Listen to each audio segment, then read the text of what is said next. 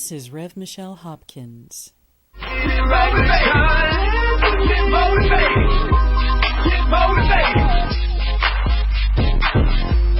That's right. It's time to get motivated. Welcome to another edition of Flow of Wisdom Radio. I'm your host, Sean Anthony, and the website is www.flowofwisdom.com. Get interactive, get connected with me, and I'm very excited. Today's show is a lot of information, as it always is, but today my guest, Reverend Michelle Hopkins, is an ordained minister, independent, non-denominational, who retired due to a disability. She was a music evangelist by trade. She attended Cumberland College, now known as the University of the Cumberlands, and followed her college education with Bible Institute. Her expertise and informative knowledge stem from her associations with certain ranking military personnel and scientists who are the world's foremost authorities in their field. Her YouTube channel is youtube.com/RevMichelleHopkins. She's had over hundreds, and one video alone has over 600,000 views, because the information that she's providing is pretty on point. Today we're going to discuss HAARP technology, chemtrails, Tesla tech rays, and a false alien attack, among some other things. And we're just going to get right into it. But I want to welcome for the first time to Flow of Wisdom Radio, Reverend Michelle Hopkins. Thank you so much, Sean. What a blessing to be here with Flow of Wisdom.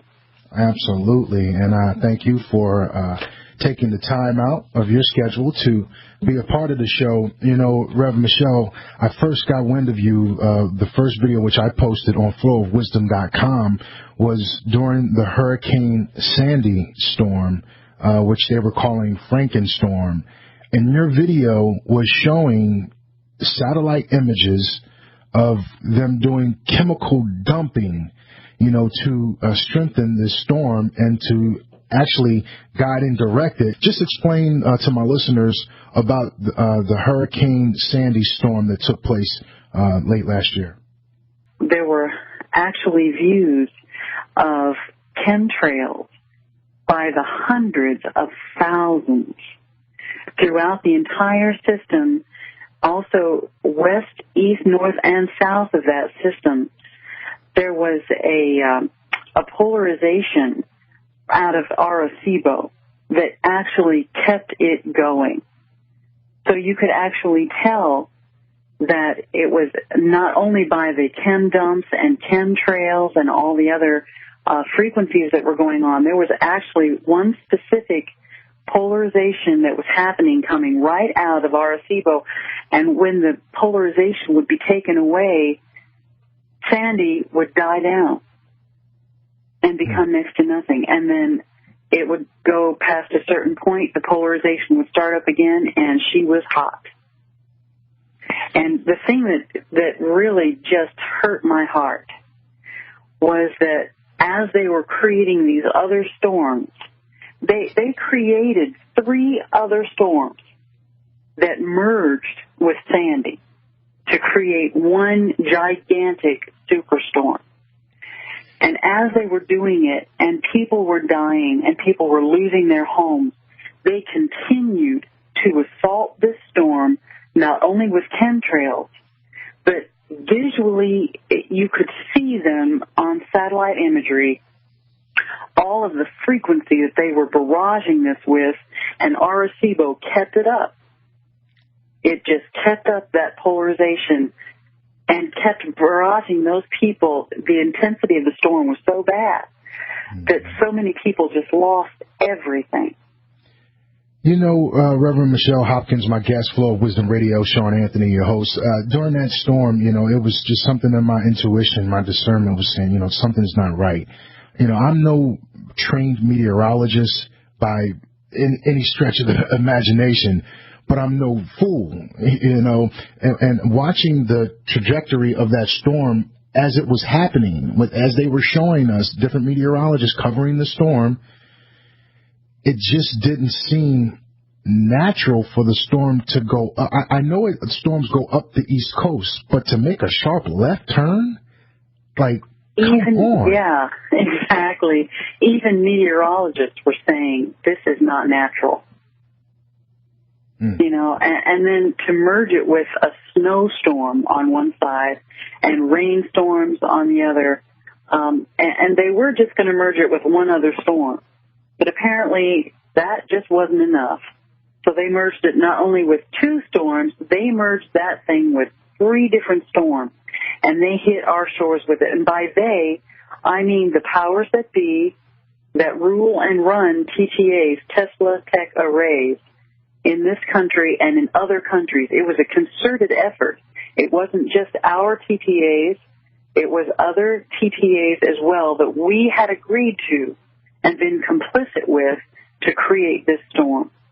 What are they trying to attack? If they are controlling, if they are manipulating and creating storms to be stronger than what they are and manipulating the direction, why New York City? Why the East Coast? What's going on up there that they are trying to attack? Or was this from another country? Okay, that's a very good question. First of all, we understand Agenda 21. Mm-hmm. The UN has an Agenda 21. It's written out on the Georgia Guidestones. 500 million people out of 7 billion on the face of this earth now. They want to reduce the population from 7 billion to 500 million. In their minds, that would be the best case scenario, maybe a little more if possible. And the people that are left remain as their slaves to make money for them. Part of the other reason is, you know, whenever you want to know why the powers that be are doing what they're doing, follow the money. Who is making money off of damage from things like Hurricane Sandy? Well, first of all, cleanup. There are lots of Illuminati that own large corporations that actually build and rebuild. FEMA then went in there. They gave people loans for cleanup and so forth for their land, but then they put restrictions on them so that they couldn't actually rebuild, and then FEMA absorbed the land. FEMA said, if you can't pay this back, we will take your land, and that's what they did. It was a land grab. Speaking of FEMA, have you heard recently this week it came out that there's been reports that FEMA has been purchasing or attempting to purchase a large amount of food storage, and that's not abnormal for FEMA to do. But what that raised the flag was the fact that they asked for it to be delivered within 24 hours. And I think that was the red flag that came up. Have you heard about that article that has been circulating? I have. Dabu 77 came out with that, and I mirrored that on my channel, but I also went a little further with it in another video.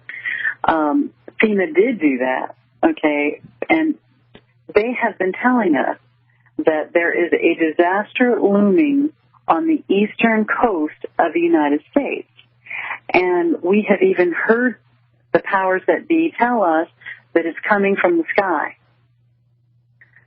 So, you know, whatever burning catastrophe that's going to be happening that's coming from the sky is going to be happening fairly soon, they are saying. And FEMA, when they do this, they're not necessarily doing this because they're readying to feed the populace.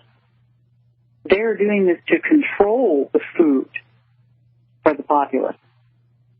You control the food, you control the populace. Reverend Michelle, let me ask you about your sources. I know that we discussed this off the air. You can't name names and where specifically they're from, but how did you develop this relationship? Can you at least describe, the type of sources that you have and their background, if you can? Well, yes, I can, somewhat. First of all, after 9/11, I became an active military and civic supporter. And when I did that, I became connected in a network of numerous different members of the military. And I was, I had quite a few accolades because of that. I was able to meet some really, really wonderful people and correspond with some amazing people who were fairly high up in command. And so that's where my military came in. And then when I moved to the area that I'm in now, I met with people who were in fields of science that really are the world's foremost authority in their fields. When the government and DOD want answers, these people are who they come to. And so, all right, let's fast forward now. Let's talk about when you first started to get inside information about HAARP, the HAARP rings, the Tesla Tech rays, and how chemtrails and HAARP and all of that is tied together. When did all of that come to fruition for you? Well, I came on to YouTube in 2011. I started watching videos, and one of the videos was about this material that nobody was really quite sure what it was, but it looked like spider webs, but it was almost alive. And, I looked and searched and thought, surely I can help this person try to figure out what this is. I love a good mystery. And I looked around on the internet, and it looked to me like it was a certain kind of seed pod. I went back to the person, and I said, this is probably what it is. Maybe that will help you. And he already knew about chemtrails. He was very, very congenial toward me, very gracious. And he said, thank you. And I began to see more videos about chemtrails. And I realized, oh my goodness, this is chemtrail fallout. So I could not believe, I couldn't get my mind around what I was learning about chemtrails, and surely this can't be true. Surely this is just conspiracy. How could this possibly be true? Why would our government want to kill us all? So I went back to my best friend, who is one of the foremost authorities in his field, and came to learn that he actually worked in that field with chemtrails. And when the DOD had questions for them, they had their department work on the chemtrail. And he discussed some things with me that were not only eye-opening, but gut-wrenching. What was it that raised your, raised the flag for you? Well, first of all, he said, yes, Michelle, this is true. This really is happening. We really are chemtrailing, and yes, we call it chemtrails. But we worked on these chemtrails way back in the day when they were just one or two ingredients in them, and we called them biological warfare. Biological warfare. Wow. My guest, Rev Michelle Hopkins. This is Rev Michelle Hopkins. Thank you for watching, and God bless you.